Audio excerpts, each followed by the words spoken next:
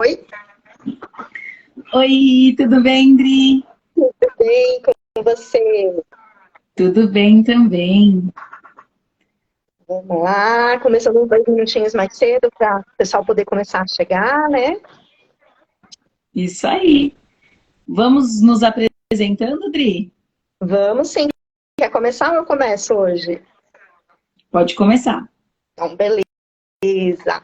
Bom, eu sou a Adriana, sou psicóloga clínica, trabalho majoritariamente hoje com sexualidade, né? Mas eu gosto muito de trabalhar essas questões multiprofissionais, então trabalhar como que é a saúde integral do paciente, né? Então, tanto na parte de física, nutrição, gosto muito dessas parcerias, porque aí a gente consegue olhar o nosso paciente global, né? De uma forma bem mais completa do que se só um profissional, um olhar. Então, um pouquinho de mim. E você, Cá? Sensacional. Bom, sou nutricionista, formada há 8 anos. Há 8 anos atuo no consultório, é a minha paixão, mas também tenho a vivência hospitalar durante todo esse período. Então, o gostoso é que eu trabalho com a prevenção, muitas vezes no consultório, e vejo a enfermidade, a repercussão de tudo isso no ambiente hospitalar. Então, isso é muito gostoso acompanhar esse trajeto do paciente, né? Mas, de fato, o que me brilha aos olhos é a nutrição que eu acredito, é a nutrição da prevenção, é a nutrição da saúde, é a nutrição do equilíbrio. Não sou a favor de terrorismo nutricional, não proíbo meus pacientes de nada. Eu falo que a gente entra em acordos. E trabalhamos assim dessa maneira em prol de algum objetivo, óbvio. Mas é isso que eu acredito, é essa minha forma aí de raciocínio.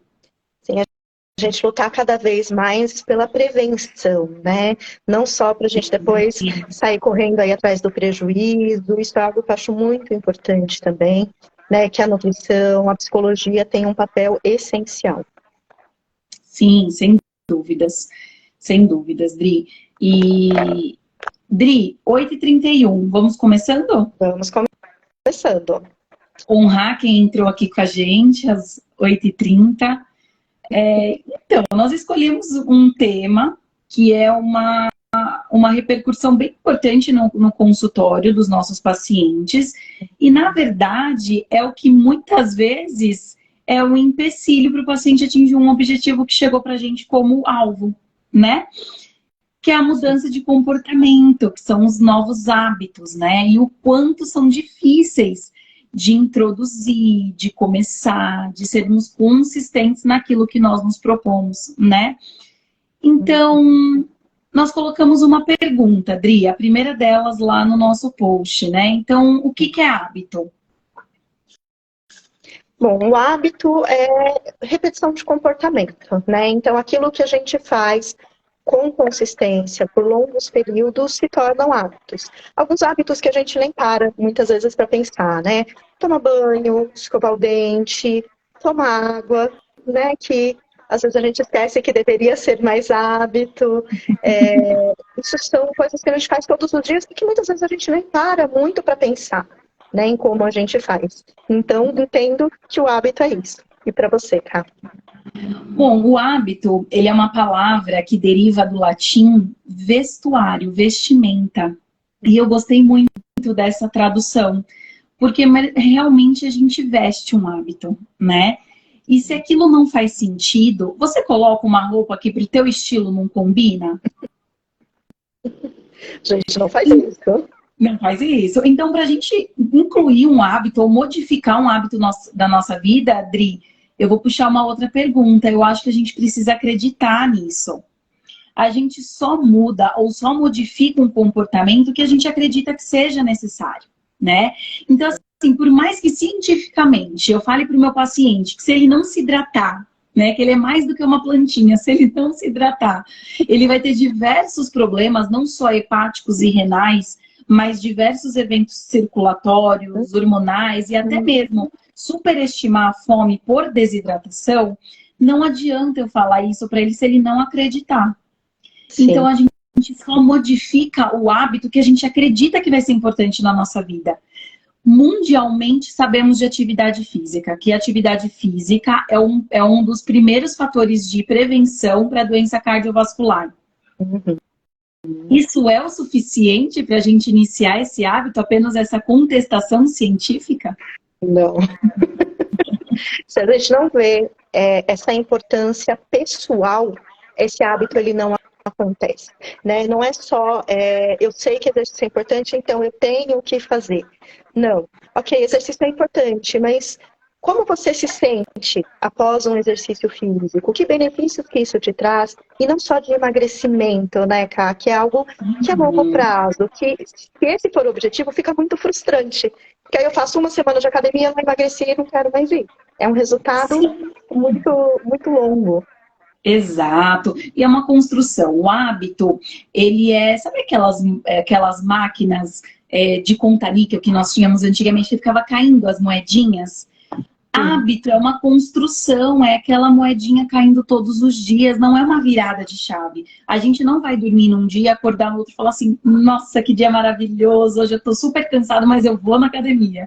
E a academia também não é para todo mundo, né, Dri? Qual atividade física te dá mais prazer? Não precisa ser a mesma para todo mundo, é entender isso também. E outras, se tem alguma limitação, se tem alguma patologia, se precisa de algum exercício adaptado. Eu acho que a gente não consegue ser consistente em atividade física, né? Estamos pegando esse gancho, porque muitas vezes a gente faz atividade física que todo mundo faz. Teve uma época que... Exato, teve a época do boom do CrossFit, né? Sim. Putz, não é pra mim. Nossa, só de pensar eu já não tenho vontade de ir. Não é pra mim, eu não sou uma pessoa que gosta da competição, daquela questão de correria, então pra mim não deu certo. Sim. E que bom que dá pra... Eu acho que são grupos, né? E a gente se encontra nisso, né? Eu sou apaixonada por natação, e tem gente que é apaixonada por academia, tem gente que é apaixonada pelo CrossFit que a gente acabou de ensinar, por dança, então a gente precisa se encontrar. Isso é um dos pontos que eu trouxe aqui, né? Dentro das nossas conversas de alinhamento dessa live, que é uma forma de ser consistente em um hábito. Ter prazer naquilo. É lógico que nós não estaremos motivados todos os dias. E falando um pouco de origem das palavras, motivação deriva de movimento. Então a gente não tem, a motivação não brota dentro da gente. É movimento, sabe? É aquela coisa de ir mesmo sem estar com vontade muitas vezes, né? E ser consistente naquilo. E respeitar também quando você acredita que, ok, hoje não dá para ir, hoje eu vou respeitar meu corpo, né? Mas isso não vai ser um ponto de término nessa atividade, né? Isso. Eu vou na próxima. Para mim, particularmente, mudou a minha perspectiva quando eu experimentei o Pilates, né? Eu sempre tentava ir para academia, e para mim era muito chato, era muito repetitivo, né? Então, quando eu encontrei o Pilates, falei, opa, cada aula é diferente, tem uma interação que para mim é muito legal e é muito importante, né? Então, ir para a aula, conversar com as pessoas que estão ali e para mim, particularmente, a competição comigo mesma, né? Então, movimentos que eram mais difíceis de fazer, que de repente eu estou conseguindo fazer com mais facilidade. E aí, depois, eu fui entender qual era o prazer que eu sentia na academia, né? Porque às vezes a gente se força isso, mas a gente pode tornar isso mais divertido. Então, eu escolhi uma playlist de músicas que eu gosto muito e, opa, ir para academia se tornou algo melhor. Ainda não é fácil. Mas é algo melhor.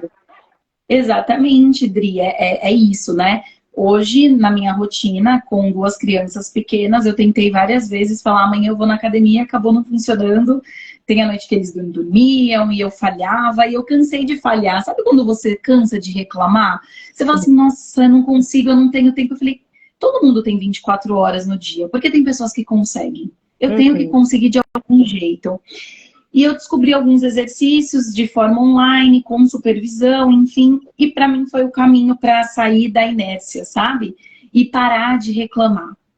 Então, eu acho que às vezes a gente precisa se colocar no papel de protagonismo. Sim. E parar de querer a perfeição, que é até um ponto que nós vamos chegar aí como um dos sabotadores, né? Então, eu só vou incluir qualquer hábito, tá? A gente está focando aqui na atividade física porque eu acho que é um pouco mais didático, mas qualquer hábito, né? Vamos puxar agora para alimentação. Então, eu só vou começar a dieta na segunda, por isso que essa live está sendo hoje. Só vou começar a dieta se for na segunda, se eu tiver comprado, né, feito o mercado, se eu tiver ido à feira, se eu tiver, a lua tiver em cima de mim, se eu tiver... Então, assim, a gente não precisa fazer tudo perfeito para iniciar mudanças, né? Sim. Foi, inclusive, uma conversa minha hoje com uma paciente no consultório. O meu problema é final de semana. Eu falei, está sendo final de semana porque a gente não mantém os bons hábitos. Por que a gente não come fruta, não come legumes, não come verdura? Porque a hidratação cai no final de semana. Então, a nutrição não é só exclusão. É manter os bons hábitos também. Então, se a gente mantém de segunda a sexta comer fruta no café da manhã, por que no final de semana a gente tira essa fruta? Porque eu coloquei o bolo. Mas o bolo não é do mesmo grupo alimentar da fruta. Então, eu não excluo. E isso até ajuda a gente, Dri, na questão de saciedade, de conseguir realmente ficar num pedaço e não comer um monte, não extrapolar, né, muitas vezes. Então, o hábito, ele precisa de ferramentas que facilitem o dia a dia, né? Eu acho que às vezes a gente ou pega muito pesado com a gente ou leve demais, né?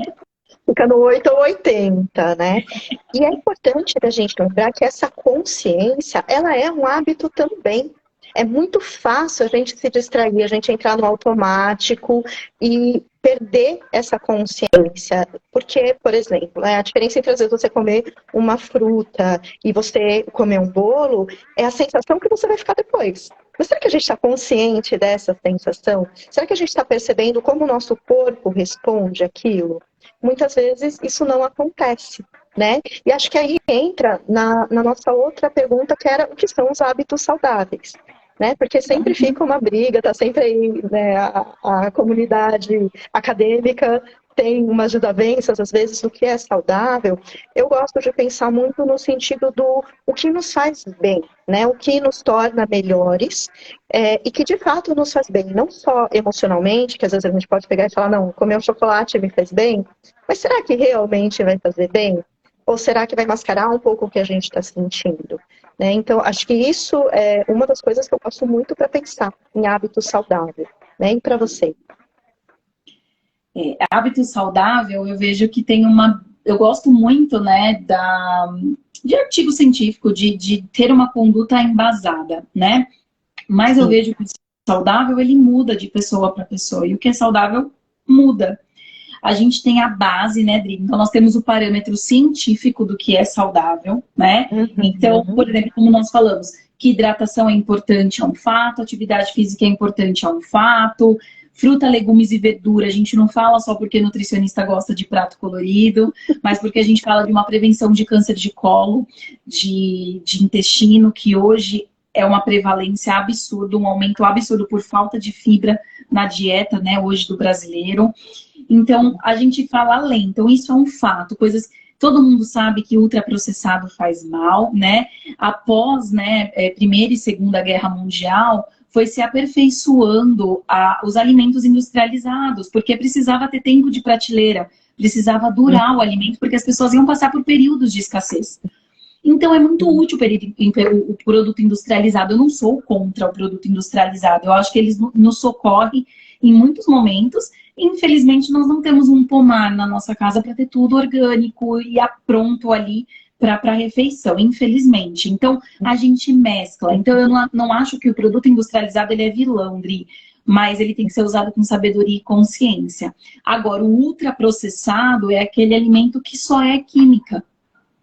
Então, que infelizmente ele não vai trazer nada de bom, não é o meio termo, entende? É o extremo, né? É o obscuro, é o extremo, né? Como um suco em pó, por exemplo, né? Não é fruta liofilizada, é um corante com sabor e muito açúcar.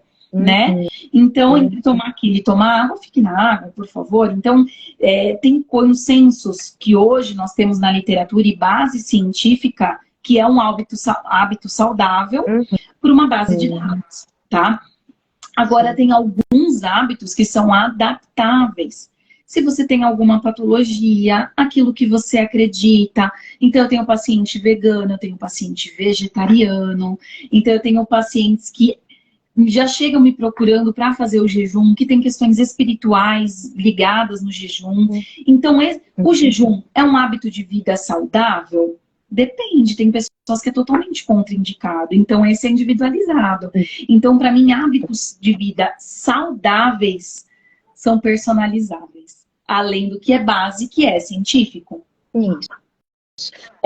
Cada pessoa é única, né? Tem um funcionamento único de mente, de corpo. Então, a gente precisa olhar essa personalização exatamente por isso. Né? Porque o que vai funcionar para uma pessoa não necessariamente vai funcionar para outra.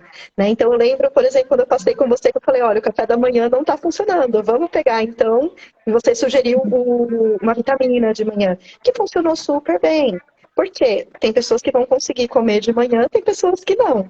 Né? E eu acho que isso é o importante, e muita gente tem medo de criar esse diálogo, né? De virar e falar, olha, não está funcionando, vamos pensar numa alternativa, ou isso é muito importante para mim, vamos manter, ou vamos tirar, né? Se realmente não dá, porque não existe uma regra única para todo mundo. Seria muito fácil, mas também seria muito chato se fosse assim, né? Sim. E não precisaria de profissionais, né, Dri? Se tivesse uma regra única estabelecida, a gente não precisaria do olhar direcionado de um profissional para nos indicar um caminho, né? Tem pacientes que eu conduzo por 2 meses, tem paciente que eu conduzo por 2 anos. Por conta dessa individualidade. Então, a alta não chega no mesmo tempo para todo mundo, e tem pessoas que desistem no caminho, que depois voltam, e assim vai. E aproveitando esse gancho que a gente está falando, eu vou entrar num ponto que acaba prejudicando a manutenção desses hábitos, que eu acho que é o maior empecilho, muitas vezes, que são os sabotadores, que todos nós temos, muitas vezes mais de um tipo, e que hoje nós qualificamos, né? Colocamos nomes, né, Dri, para esses sabotadores, para que a gente possa auxiliar nosso paciente. E eu e a Dri separamos 2 sabotadores que, para hábito, impactam muito, que são os opostos, mas ao mesmo tempo que andam junto, que é o sabotador do perfeccionismo e o sabotador do procrastinador, né? Então, amanhã eu faço Nutri, eu tive pacientes que me falaram, Nutri, eu vou começar com você, mas deixa eu esperar passar a Páscoa. E deixa passar o Dia das Mães, o aniversário, Natal, Ano Novo. Quando que essa mudança vem, Dri? Quando a pessoa realmente decide, né? Porque não dá para ninguém decidir por ninguém, não dá para ninguém fazer por ninguém.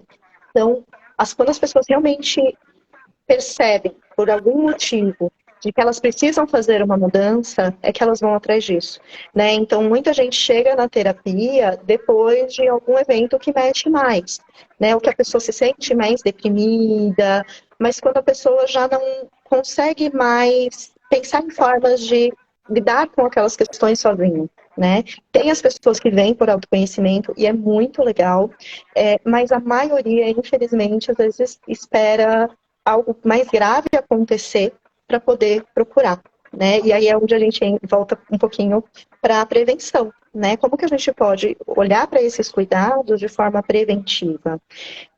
Então, acho que nisso é que a gente vai realmente entendendo, né, como esse hábito vai funcionar. Pô, tô sentindo mais dor, tô sentindo mais inchaço. Questão de emagrecimento para muita gente é quando ela às vezes vai procurar essa ajuda, se nutre para conseguir mexer, né? E o que você enxerga no seu? E muitas vezes, Dri, a questão do emagrecimento não era uma pergunta que eu fazia, tá? Mas hoje eu já me coloquei a perguntar, você quer emagrecer para quem? Você só vai emagrecer se for para você. E outra, você só vai emagrecer quando o teu foco não for esse. Eu falo que o emagrecimento ele deve ser consequência. Se ele for destino final, você se sabota o tempo todo durante o caminho. Porque você oscila, né? Não, tá bom assim do jeito que tá. Não, mas o exame tá bom. Não, mas deixa do jeito que tá. E a gente muitas vezes se acostuma e tá tudo bem. E depois vai e volta. Hoje a gente tem uma questão muito, muito mesclada do que é autoaceitação. Muitas pessoas falam assim, eu me aceito, então eu não vou buscar melhorar a minha performance. E eu acho delicado, Drio, esse posicionamento. Porque a autoaceitação, ela tem que acontecer para você mudar. Se eu não aceito a Camila que eu sou hoje, como que eu vou mudar? Se eu não aceito a Camila que eu sou hoje, como que eu vou buscar terapia para me conhecer ainda mais? Como que eu vou buscar cuidar da minha alimentação? Como que eu vou parar de me sabotar no exercício, que é difícil para mim, mas eu vou dar um jeito de fazer? Então, eu tenho que me aceitar para começar a me cuidar. Sim. Eu não começo a me cuidar para depois me aceitar, né? Porque é o momento de parar e olhar pra gente, né? Parar e olhar como que são nossos hábitos alimentares, parar e olhar como que estão as nossas emoções e quem nós somos, né? Pensando na terapia. Então, se não tiver esse reconhecimento, a gente realmente vai ter muita dificuldade para tomar esse passo para a mudança. Exatamente. E assim, o procrastinar que nós trouxemos aí como um dos sabotadores, né, é aquela questão do amanhã eu começo, depois e a gente vai empurrando a mudança. E muitas vezes, por que a gente empurra a mudança?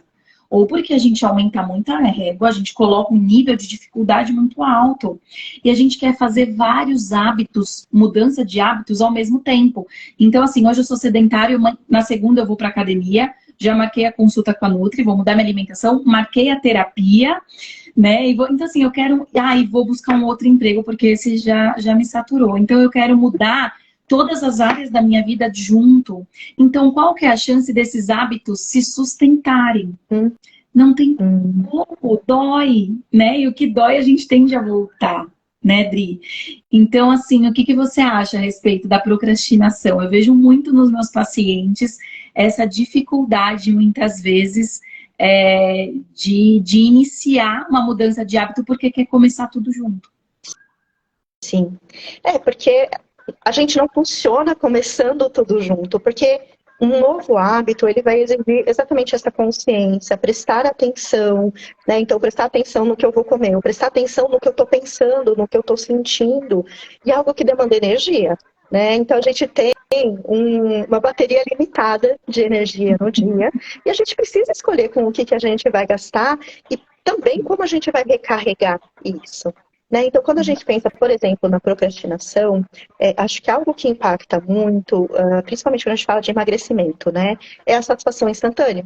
Porque emagrecer, como a gente já falou, é um processo longo, ele demanda tempo, ele demanda um esforço de ir na academia, de prestar atenção na alimentação. Se o objetivo é emagrecimento, eu vou esperar todo esse período para emagrecer ou eu vou comer um chocolate, um bolo, o que vai trazer a satisfação mais rápida, né? Então, isso acho que fica muito ligado à procrastinação. Com certeza, sem dúvidas, sem dúvidas. E essa questão do emagrecimento, né, é a busca, assim, nós passamos um período acumulando aquele peso. E em um mês, em uma semana, a gente quer se libertar. Eu escuto no consultório uma fala que é assim, eu não sei como eu deixei chegar nisso. Então agora eu quero me livrar logo. Não tem como. É um processo. Lembra que a gente falou que não tem como ser inverso? Então primeiro eu me aceito, eu me amo. A alimentação é um cuidado de amor. Porque a gente vai ter que falar muito não. E falam que quando a gente cuida da alimentação, Dri, a gente fica poderosíssimo, porque a gente fala não para muita coisa. Porque a alimentação é mais fácil. É assim, socialmente tem sempre, né?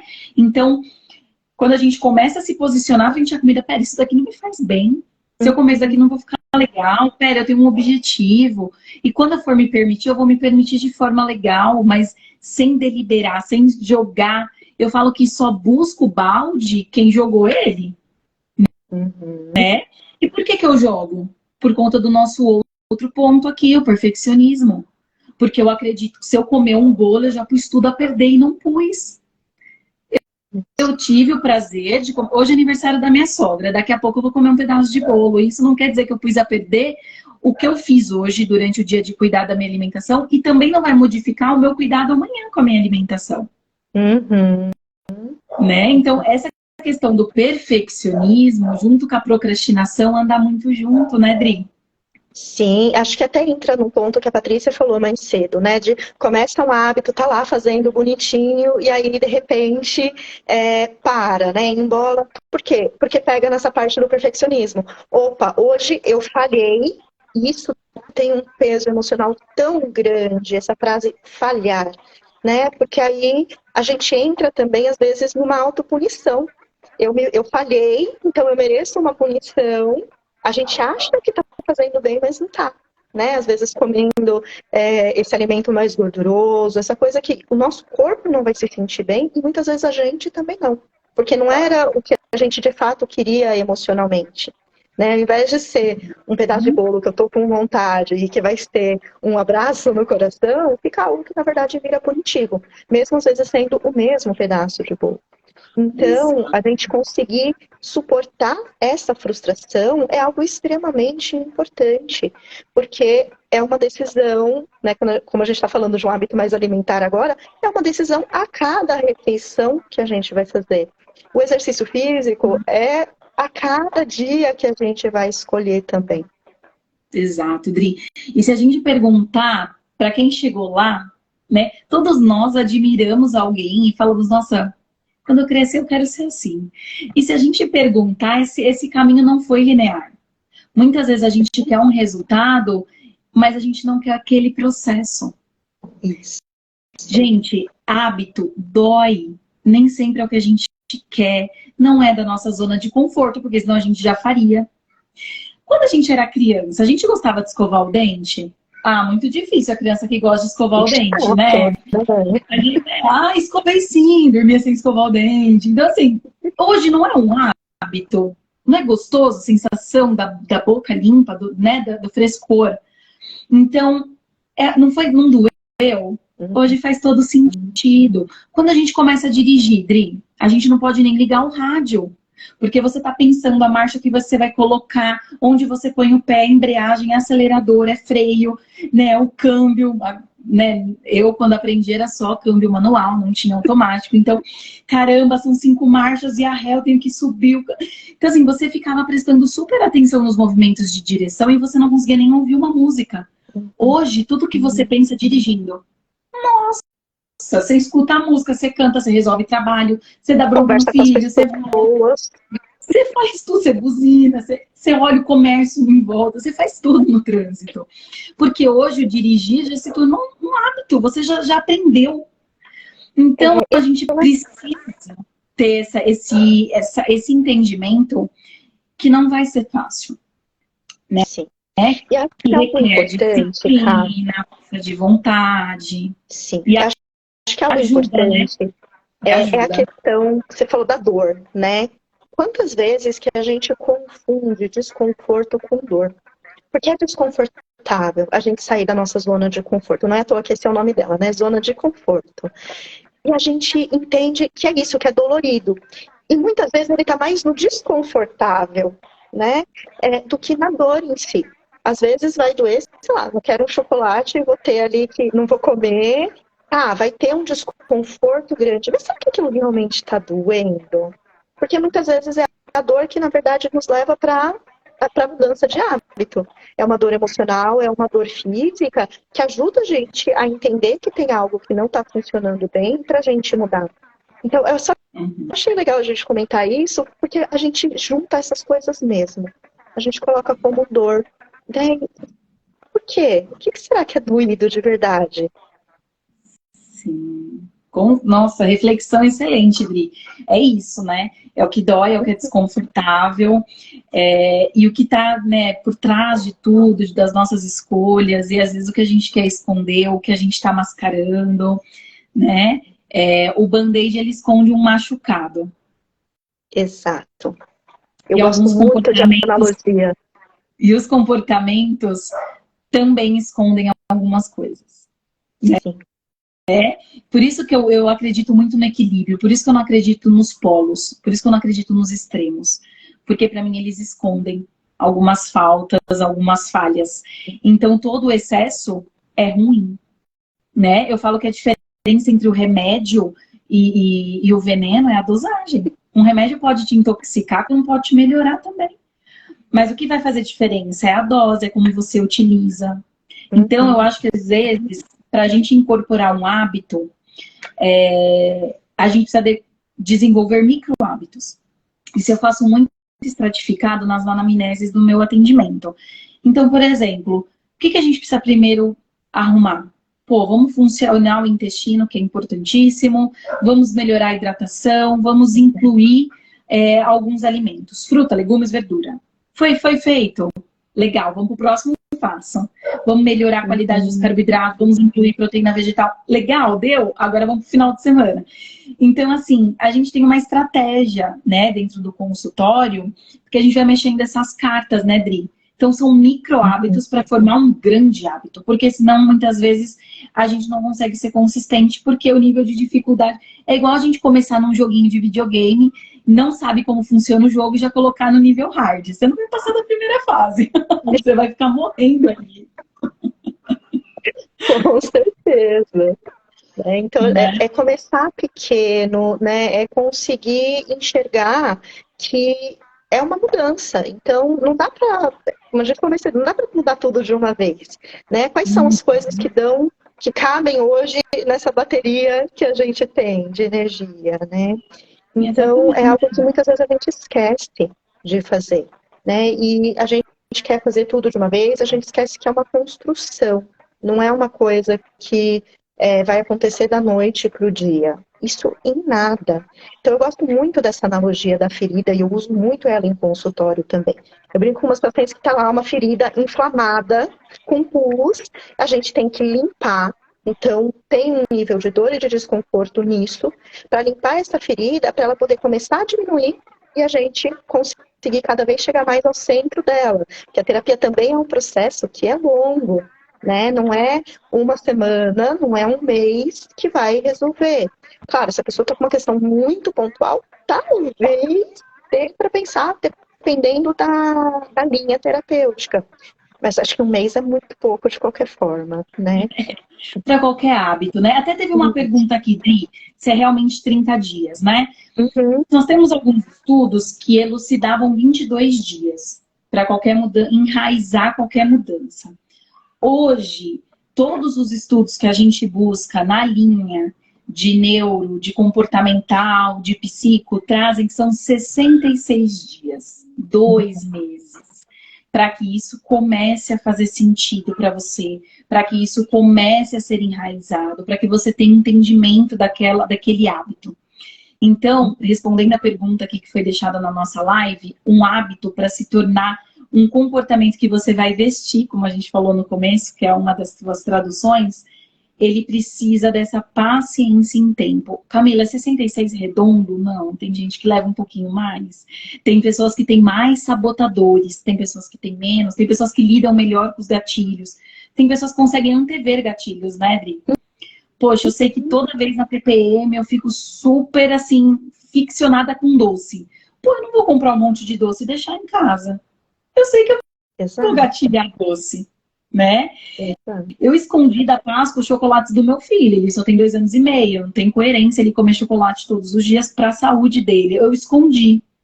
E foi ótimo, porque eu acabei escondendo de mim também. Será que eu falar que preguiça de pegar o chocolate lá, nem vou comer? E aí você vê que nem era vontade, né? Porque esse já passou tão rápido.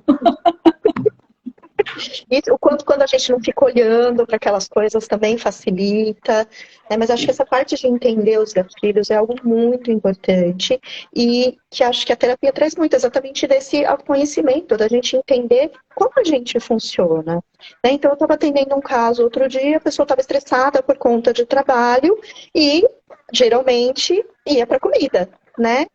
Mas essa pessoa percebeu e, na verdade, foi conversar com um colega do trabalho sobre as angústias que estava sentindo. E isso foi uma estratégia super importante. Porque, na verdade, depois essa pessoa não estava mais com a vontade daquela comida, daquele doce que estava antes.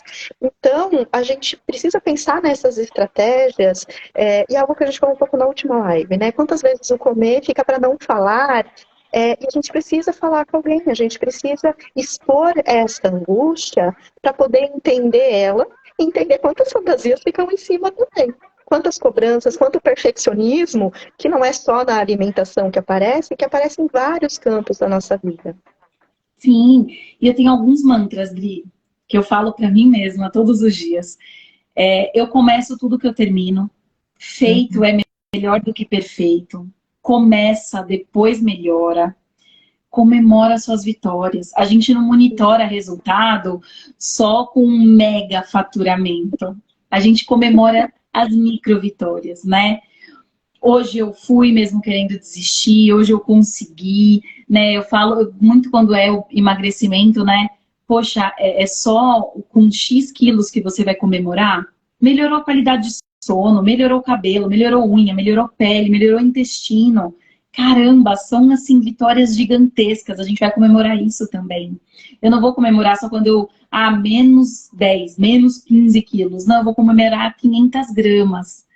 Porque eu sei o que eu passei para chegar nesses 500 gramas, entendeu? É isso, né? E assim, eu reforço muito, e quem tiver acompanhamento profissional, volte se der certo ou se der errado. Se der certo, o profissional vai vibrar com você. Se der errado, a gente recalcula a rota. Isso. Né, Dri? E acho que isso é uma das maiores dificuldades que eu vejo no consultório, é comemorar, é reconhecer e comemorar essas vitórias. A gente coloca uma barra tão alta de exigência na gente, muitas vezes, que, né, eu brinco com pacientes, às vezes falam, nossa, mas eu fiz exercício físico uma vez na semana. Nossa, mas você fez 100% mais do que você fez na semana anterior, que não foi nenhuma. Então, peraí, vamos comemorar e ver, porque se a gente não reconhece isso, a gente acaba matando isso também. Falar, eu só consegui fazer uma vez, por que eu vou tentar a semana que vem? Que entra nessa falha. A barra fica tão alta que qualquer coisa vira falha, na verdade. E aí é muito difícil da gente conseguir qualquer hábito se a gente coloca essa barra tão alta. Sim, exatamente, Dri. E é isso. O hábito, ele vai ser construído dessas escolhas diárias, dessas comemorações de pequenas vitórias. Crie micro hábitos para depois e crie metas reais para você, né? Metas que façam sentido para você hoje dentro da sua rotina, mas não se abandone. Não tem ninguém que, eu não tenho jeito, eu não tenho como, Nutri, eu não emagreço de jeito nenhum, eu não nasci para fazer atividade física. A gente tem um poder incrível, o ser humano, eu acho ele tão maravilhoso, porque nós temos o poder de mudar o tempo inteiro, né? Sim. A gente tem o poder de se reciclar, de se renovar, de mudar de ideia, né? De refazer, de reconquistar. Nós temos esse poder e essa facilidade. Então, vamos usufruir, né? Não sei se você já ouviu, Dri, aquela síndrome da Gabriela, né? Eu nasci assim, eu morri assim, vou crescer assim, né? Eu não vou mudar. Eu entendo que tem coisas que eu me respeito, que são da minha personalidade, mas tudo que eu puder melhorar, para melhorar a convivência, comportamento, hábito, por que não? E quantas vezes a gente se apega a essas coisas que a gente não pode ou não quer, de fato, mudar e esquece das coisas que a gente, de fato, pode, né? Então, sei lá, a gente vai se apegar à voz, ou a gente vai se apegar ao tipo de cabelo, ou ao biotipo de corpo, né? Porque é importante a gente pensar que existem biotipos diferentes, não é todo mundo que vai ser lá a pessoa super definida de academia, porque os biotipos diferem. Então a gente às vezes se apega nisso para falar que a gente não muda, quando a gente pode mudar outras coisas que muitas vezes são mais importantes e vão fazer muito mais diferença de fato na nossa vida. Sim. E eu falo que o iniciar um hábito tem um poder magnético incrível de você conseguir iniciar outros. Porque você já sabe o caminho, né? E como a vida não é linear, assim como o nosso eletrocardiograma, a gente, né, infelizmente, não está mais aqui nesse plano. A nossa vida é cheia de altos e baixos. A minha, a sua, todos nós vamos dar vamos encontrar dificuldades, né? E hoje uma paciente perguntou para mim, nossa, como você dá conta de tudo? Eu falei, eu não dou de nem metade. Mas algumas coisas eu priorizo e me coloco muitas vezes em prioridade, porque se eu não colocar minha máscara de oxigênio, eu não salvo meus filhos, meu marido, meus pacientes, eu não consigo levar ninguém junto se eu não colocar em mim. E é fácil, Dri? Nossa, nem um pouco. Não, tem dia que eu acordo querendo colocar todo mundo na minha frente. Porque é difícil mexer comigo, incomoda. Incomoda, entende? Porque a gente aprende que amor é fazer pelos outros. A gente não olha o que é amor com a gente. O quanto, sim, colocar a máscara de oxigênio na gente é um ato de amor pra gente poder entregar para essas outras pessoas. Né? Então, a gente também tem muitas crenças em volta, por exemplo, de egoísmo. Ai, mas colocar a máscara primeiro em mim é egoísta. Por quê? Você não está falando que você vai colocar em você e o resto que se ferre. Não, vai colocar em você e no outro, mas quem vem primeiro? Porque se a gente não está bem, a gente não vai conseguir cuidar de ninguém mesmo. Não. E é difícil, porque como é um ato de amor, muitas vezes é mais fácil amar o próximo do que a gente. A gente, exatamente. É isso, Dri. Eu acho que a gente colocou uma sementinha para as pessoas sobre hábitos, sobre repensar, sobre fazer com micro hábitos, né? E se libertar desse perfeccionismo ou dessa procrastinação, né? Infelizmente, o mundo não vai parar e facilitar para que a gente conquiste as coisas, né? E para que a gente consiga mudar, né? Eu gosto bastante de pensar no adolescente que está estudando para o vestibular, né? Coitado, imagina se todo mundo fosse parar para que ele estudasse de forma efetiva, para que ele entrasse no vestibular, né, público, federal, ou aquela faculdade particular mega concorrida. O mundo não para, ele segue. Então a gente precisa entender nossas prioridades, o que é importante para a gente, de forma realista. E eu espero de coração que a gente tenha atingido essa nossa expectativa de plantar essa sementinha. Estou vendo alguns comentários aqui muito maravilhosos. Que nos transbordam. E muito obrigada pela presença de todos vocês. Foi muito gostoso esse bate-papo, Dri. Muito obrigada, né, por todo mundo aí que entrou, que comentou, que trouxe pontos para a gente poder discutir também. Né? Espero que isso ajude a trazer novas reflexões, né, a poder pensar em todas essas questões de uma maneira um pouco mais leve e para a gente ser um pouco mais gentil com a gente também. Né? A verdade é que, com o avanço da tecnologia, a gente vai tendo mais desafios para a gente fazer várias coisas, enquanto a gente vai tendo facilidades de outras. Então, é muito mais fácil hoje ficar horas sentado, quando a gente está trabalhando mais online ainda, muitas pessoas, quando tudo é carro para todo lugar. Exige muito para a gente poder sair dessa inércia, né? Eu gosto muito de analogias, então essa é uma outra que eu uso no consultório. A gente precisa de alguma energia para a gente sair dessa inércia, né? Às vezes ela é mais externa e às vezes ela vem interna também. Então, que a gente possa reconhecer essa nossa potência. Acho que isso é super importante. Sim, exatamente. Temos um potencial gigantesco dentro da gente. Então a gente tem que aproveitar esse potencial, porque a gente pode muito mais. E se contentar com um pouquinho, né, Dri? Ah, não, a gente veio nesse mundo para arrasar. Pois é, e contar com ajuda quando a gente precisa, né? A gente não dá conta de tudo sozinho, a gente não tem que dar conta de tudo sozinho. Então, redes de apoio, sejam profissionais e sejam na nossa vida pessoal também. Eu acho que são essenciais para isso. A gente não tem como saber tudo. Não tem, impossível. E contem com ajuda, contem, né, com apoio, com qualquer situação que recarreguem a bateria de vocês. Essa live ficará gravada para vocês assistirem quando quiserem, quando desmotivar aí, coloca eu e a Adri no ouvido para treinar, tá bom? Que aí vocês se animam. Isso, gente, qualquer coisa, manda no nosso inbox também, perguntas, outros temas que vocês podem, né, gostariam que a gente conversasse juntas também, que é super importante. E Dri, vou dar um spoiler aqui, que futuramente teremos um grupo, meu e seu, né? Mas depois a gente vem com mais novidade. Aí a gente só deixa aí essa sementinha de curiosidade, né? Isso. Mas futuramente a gente vem aí com mais novidades também. Combinadíssimo. Muito gente, um beijo, uma boa noite para vocês, uma linda semana. Boa noite, tchau.